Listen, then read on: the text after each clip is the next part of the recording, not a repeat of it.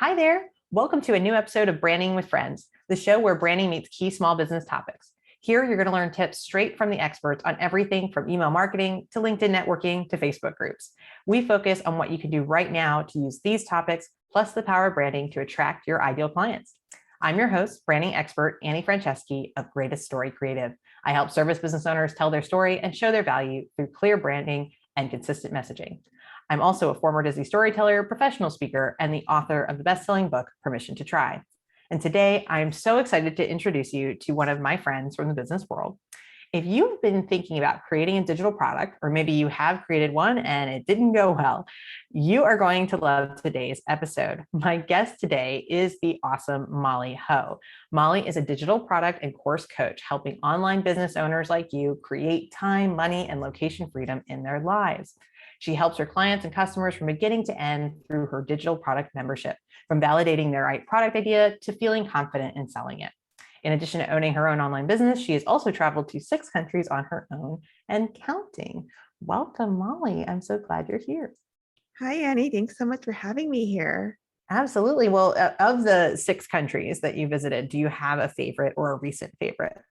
I would have to say Thailand because I could eat Thai food every day for the rest of my life. So it did not disappoint. Did not disappoint. Wonderful. Yeah. Well, I think, what you do is so interesting. And I know I'm working on this and launching digital products, and it seems simple on the surface, but when you get into it, there's a lot we can all learn. So I really wanted to have you on because you talk great about this on Instagram and other spaces. And you really are an expert in it, and you're doing a lot. Like, I love that you are guiding coaches and consultants and service business owners sort of through the whole journey of it, from the idea to, like, as you said, the confidence in selling it. So how did you get into this world? Like, what were you doing before that you sort of got sucked into digital products? Yeah, so I guess with my business, when I first started, I realized that the last company that I worked for, my values just weren't aligned with theirs. And I thought about it. I was like weighing out all my options of, do I want to go into another business or work for another business where potentially the same thing might happen, or was I willing to like risk, 5 years or so, trying to build my own thing. And I was like, even if the next 5 years don't go that great, I still have a lot of time in my life to kind of figure out what it is. And luckily, it worked out, but I would say for the first 2 years, it definitely did not work out. And I was trying a bunch of different things in terms of business or what to offer in my business. And then, how I ended up with digital products is because I wanted to travel and I didn't want to be like confined to a schedule. I also realized I wasn't that great at doing services. It wasn't your wheelhouse. Yeah. It definitely wasn't my wheelhouse. Like, I loved working on projects, but the revision part I was just not a fan of. Not a fan of that. Yeah. You get to do the development and then you release it. You don't get the back and forth. Exactly. Well, and that's what I love about digital products, is that you kind of create it and then it's out there and then you can sell it. And then there's other ways that you can improve it, but you kind of do it on your own time. Yeah, at your own pace. So yeah. I know that's really appealing. And today, if you've never watched Branding with Friends before, welcome, because we're going to be doing, Molly has brought us 3 expert tips. So if you were wanting to get started or restarted with digital products, she's going to teach us 3 really important things to know about that we can put into action after today's episode. So if we are somebody, a coach or consultant trying to figure this out, where should we start? What is that first tip in this world? So I would say the first tip is centering your digital product on solving a specific problem. So you want to think about what your audience is struggling with. So for example, if you're someone who helps photographers. So one of my first digital products was creating templates for photographers. And I created these pricing guides for photographers because I knew that, photographers want to display their work in a nice and appealing way for their inquiries. And so I created a guide where basically they could say a bit about themselves, show their packages, show their work, have a FAQ. So it answers like all of the potential customer clients' problems. So you want to think about like what kind of problem you're solving for your customer.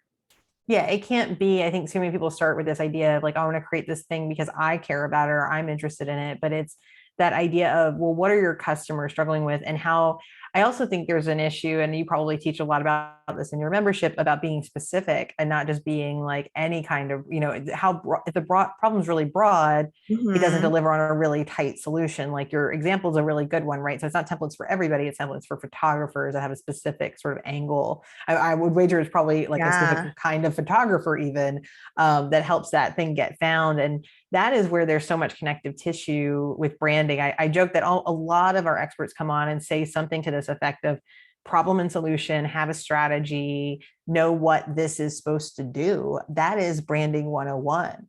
That's like, Mhm. if you're not clear on what your business or your brand is all about, what is the biggest, not the only problem it solves, but what's the biggest problem? And how are you providing a high value solution? If you're not clear on that, we're dead in the water. We got to fix that. That's the branding bottleneck. And same goes if you are, you think, well, branding's not my problem, I got to do this digital product. Molly's here to tell you, nope, you're stuck here too. You got to know what it is that what should that product do? It can't just be a brain dump of what it has to actually solve a meaningful problem. So I love that you brought that around on Branding with Friends, because it is the perfect place to share a point like that. So, okay, we know we need to center our digital product on solving a specific problem. So maybe we have a problem in mind. What do we do next if we're really jazzed about digital products? Yeah, so we definitely want to validate our digital product idea before creating it. So I know that one of the most common concerns I get from people is like, will anyone buy this? And if you validate your product idea before creating it, then you definitely know that it's going to sell because people are telling you that, they're interested. So there's a couple of ways that you can validate your idea. In the past, I've also just haven't done like I've done market research, but not in the way of asking my audience. I also looked out at what other people were creating and if there was a demand. And if there is, then that was how I validated my idea as well. And I just kind of made it my own. So there's different ways to validate your idea. You can ask your email list if you have one, ask your Instagram audience through stories, through posts, reels. Something that you can do is create a lot of content around your idea and see if people are engaging with it, right? So, and then if you, like, I know a lot of your audience probably work with people one-on-one. So if you're already helping people with the thing that you want to do, then that's also validation because people are paying you like the big bucks, to solve that problem. So that's another way of like validating your idea. And I hear a lot about that too. That's come up, in the coaching that I get, with folks that are making multiple six figures. What they're saying to me is, too many people jump to that scaling step, to this digital product step, without having mastered the one-to-one work. And not everybody has to do one-to-one. I mean, you didn't do it, for example, but Yeah. if, for a lot of us who are coach or consult, like, we have to kind of figure out what our framework is and what problems we solve, and how do we get more results for people. And that tends to be, I think, easier in some ways to work out on a one-to-one level, where you really get to know your ideal client inside and out, and you really are confident in what you teach. And then it's really just about, how do you put that into a course? How do you distill that information into something that can be self-paced? So I love that you've brought up this idea of validation, and it's really that feedback loop of like being open to feedback. I know that's a big problem with courses, is where you create this whole course, you spend all this time, and then it's dead in the water because nobody wanted it.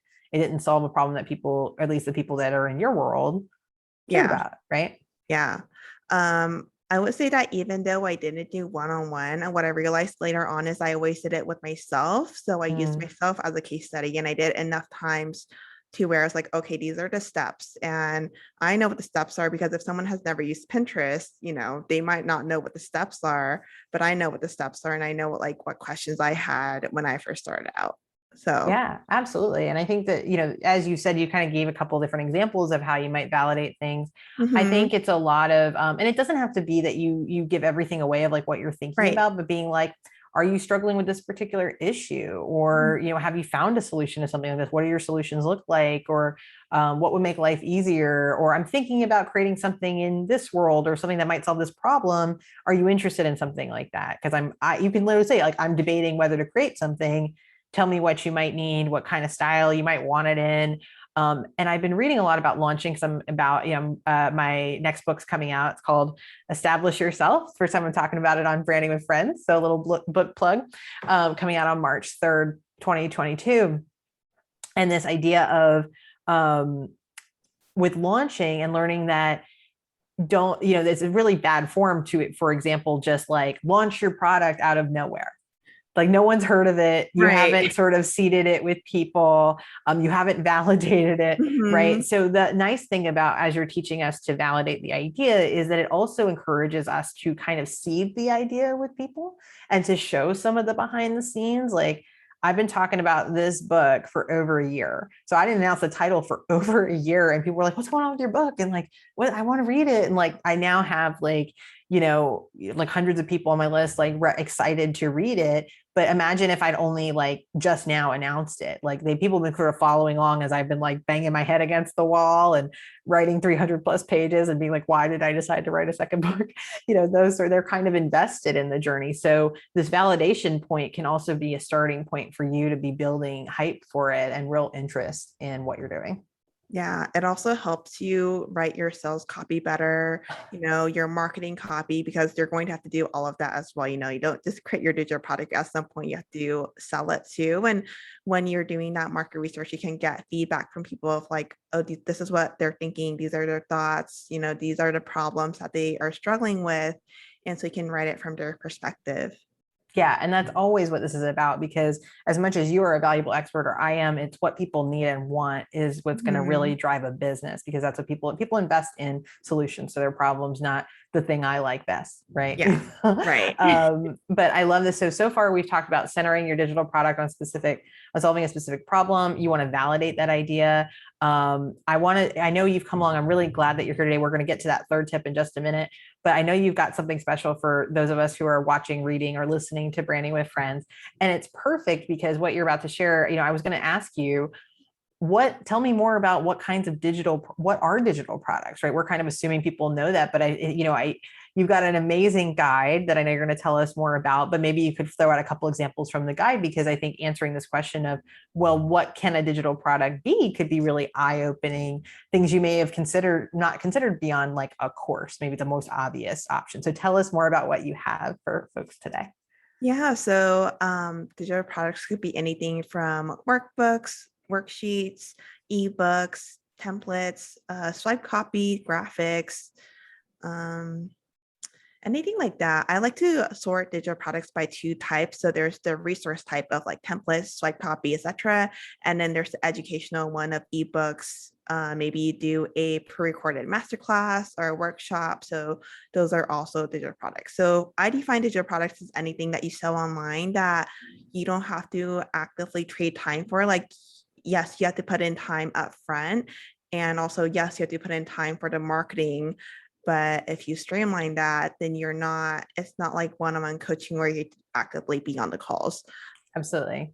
Yeah. So, and you have a special guide. So tell us about the guide that we can download if we follow the link here in the show notes. So the guide gives you 14 examples, and it gives you some industry examples as well. So if you're like, sometimes you download something and then they give you the information, but they don't give you examples. So you're like, okay, how can I actually apply this to what I do? So that's what I did in this guide. So you get examples of, I'm going to get it after this. I'm so excited.